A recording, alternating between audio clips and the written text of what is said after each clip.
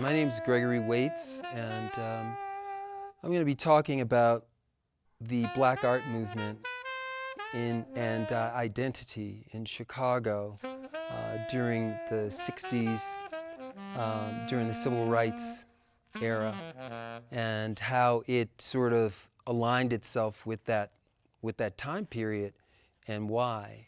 But I think first to even talk about it we have to look back, I think, and look at the African diaspora as well as the migrations of African Americans. In relationships with that, then we had this sort of art context, and especially the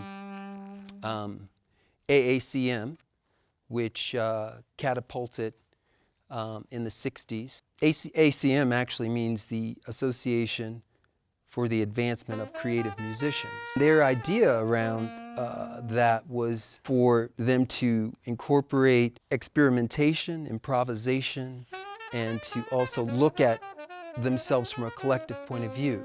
And so in that, they wanted to sort of discard the old hierarchies of jazz. They were primarily jazz musicians.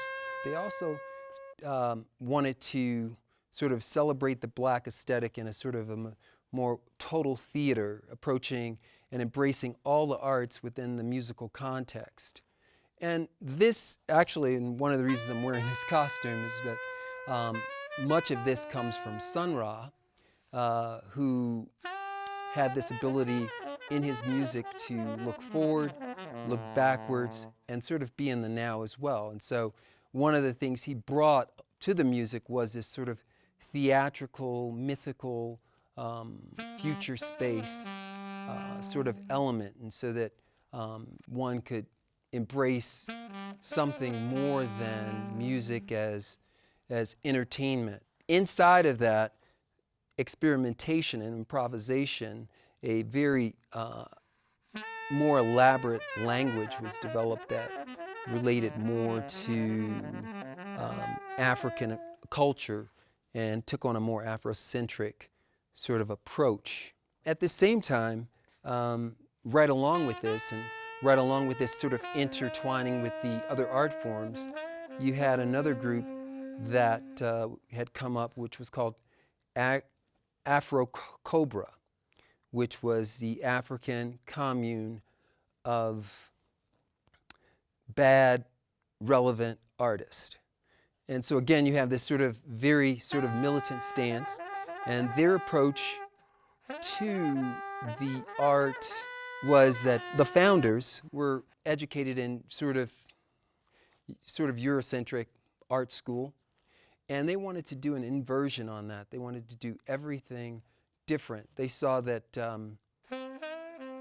most of the African images, African American images, were not one that would produce self-esteem in the neighborhood. You had, caricatures and just really poor archetypes that were being represented in the media. And so they wanted to, as part of, in alignment with this whole Black power movement that was going on with the Civil Rights movement at the time, the 60s were pretty volatile as well, in the sense that we lost several leaders, Malcolm X and Martin Luther King, as part of that period. And so there was this push to identify one's collective through the artwork.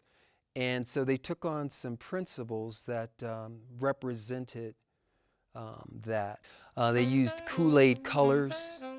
They also used text in their work as to further give meaning to the work. The art has sort of expressed that. This art that sort of evolved out of it, I think, expresses all of these other issues that have arrived inside of being an African American